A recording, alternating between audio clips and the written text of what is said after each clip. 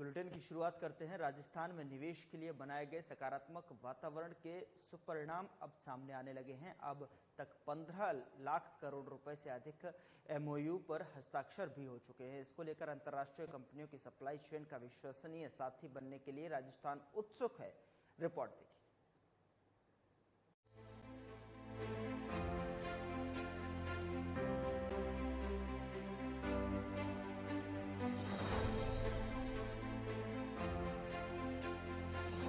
Investor road show को संबोधित करते हुए मुख्यमंत्री भजनलाल शर्मा ने जर्मनी के व्यावसायिक जगत और कारोबारी समूह से राजस्थान के ऑटोमोबाइल, ईएचडीएम सप्लाई चेन एवं लॉजिस्टिक्स, पर्यटन, पेट्रोलियम, खान एवं खनिज, अक्षय ऊर्जा, रक्षा, पैकेजिंग जैसे विभिन्न क्षेत्रों में निवेश का आह्वान किया और कहा कि राजस्थान में निवेश के लिए बनाए गए सकारात्मक वातावरण के सुपरिणाम मिलने लगे हैं और rising Rajasthan global investment summit 2024 की घोषणा के 2 महीने के भीतर ही अब तक 15 लाख करोड़ रुपए से अधिक के एमओयू पर हस्ताक्षर किए जा चुके हैं। Rising Rajasthan investor road show के दौरान जर्मनी के निवेशकों को संबोधित करते हुए मुख्यमंत्री शर्मा ने कहा, मैं आप सभी से राजस्थान में निवेश करने और समृद्ध भविष्य के निर्माण के हमारे प्रयासों में शामिल होने के लिए आमंत्रित करता हूं। राज्य में निवेश करने वाले प्रत्येक उद्यमी को मैं आश्वस्त करना चाहता हूं कि हमारी सरकार हर कदम पर उनके साथ खड़ी है। तो वहीं जर्मनी, जो वैज्ञानिक नवाचारों, तकनीकी कौशल, समृद्धि और विकास का एक शक्तिशाली प्रतीक है, के साथ हम अपनी मजबूत साझेदारी स्थापित करना चाहते हैं।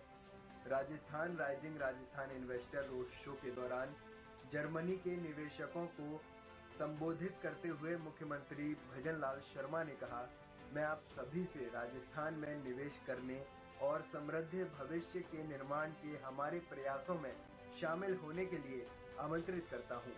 राज्य में निवेश करने वाले प्रत्येक उद्यमी को मैं आश्वस्त करना चाहता हूं कि हमारी सरकार हर कदम पर उनके साथ खड़ी है। साथ ही जर्मनी, जो वैज्ञानिक नवाचारों, तकनीकी कौशल, समृद्धि और विकास का एक शक्तिशाली प्रतीक है, के साथ हम अपनी मजबूत साझेदारी स्थापित करना चाहते हैं। बता दें कि राजस्थान रणनीतिक रूप से एक आदर्श गंतव्य है और हमारे पास मजबूत बुनियादी ढांचा और प्रचुर मात्रा में संसाधन है। इसके अलावा व्यापारिक जगत के अनुकूल हमारी नीतियां हमें जर्मन कंपनियों के लिए एक आदर्श व्यापार स्थल बनाती हैं।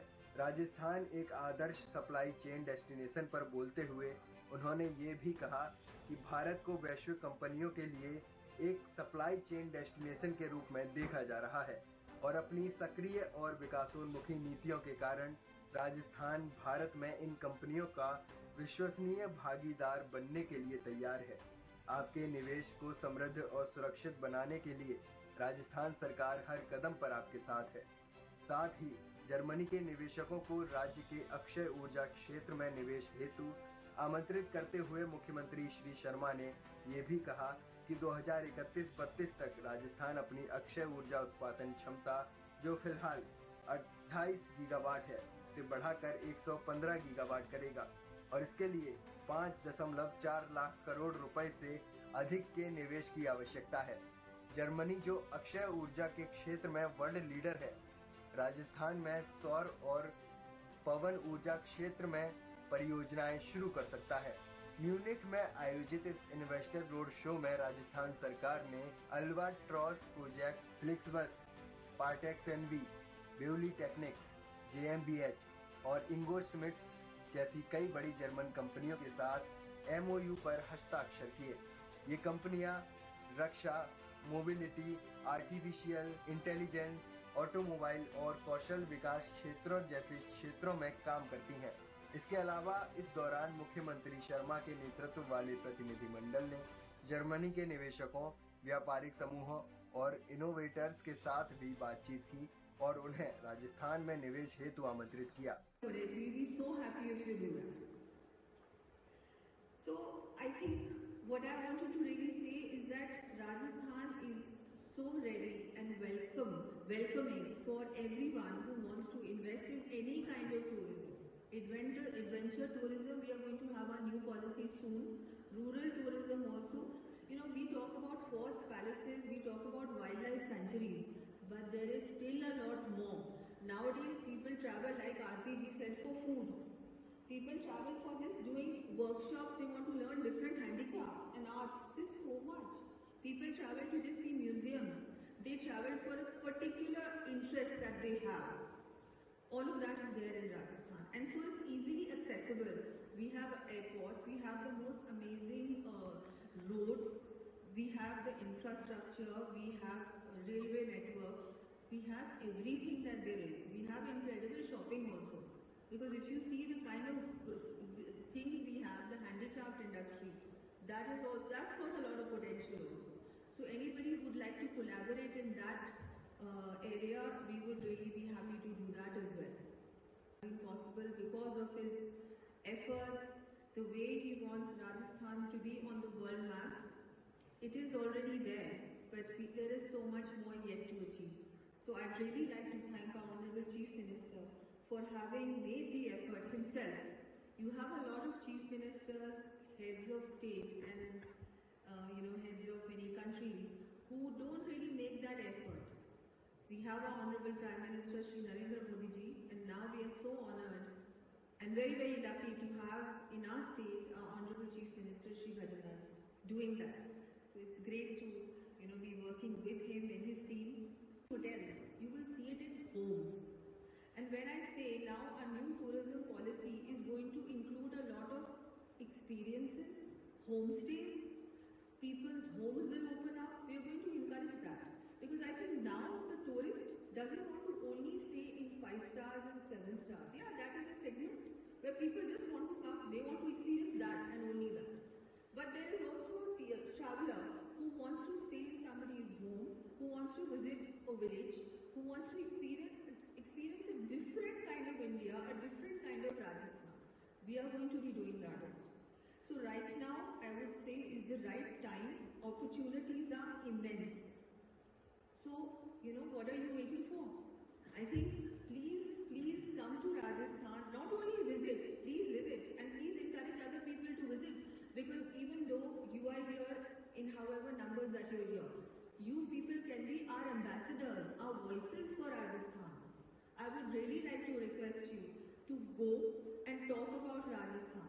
To tell them to, there is so much on the internet about Rajasthan. There are so many stories. People are talking about Rajasthan, their experiences.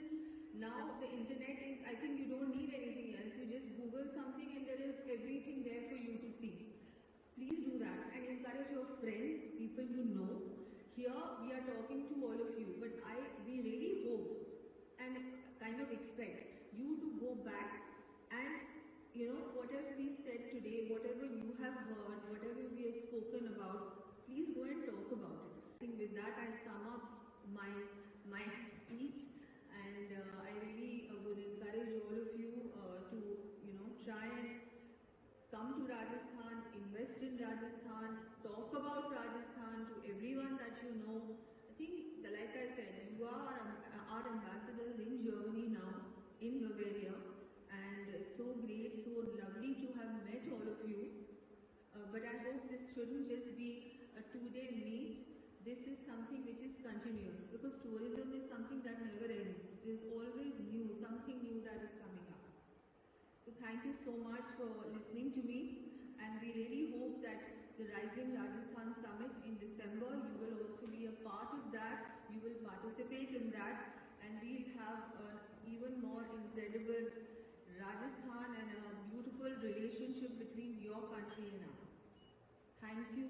Jai Rajasthan. मुख्यमंत्री के साथ जर्मनी में मौजूद उप मुख्यमंत्री दिया कुमारी ने इस अवसर पर बोलते हुए कहा, राजस्थान नवाचार को अपनाकर, तकनीकी प्रगति को बढ़ावा देकर और अत्याधुनिक बुनियादी ढांचे में निवेश करके अपनी विशाल क्षमता को अनलॉक करने के लिए तैयार है। राजस्थान जर्मनी के साथ तकनीकी और अन्य प्रमुख व्यावसायिक क्षेत्रों में सहयोग करने के लिए उत्सुक है। इन्वेस्टर रोड शो के जर्मनी चरण का आयोजन म्यूनिख में मौजूद भारत के वाणिज्य दूतावास एवं federation of Indian chamber of commerce एवं इंडस्ट्री के सहयोग से किया जा रहा है।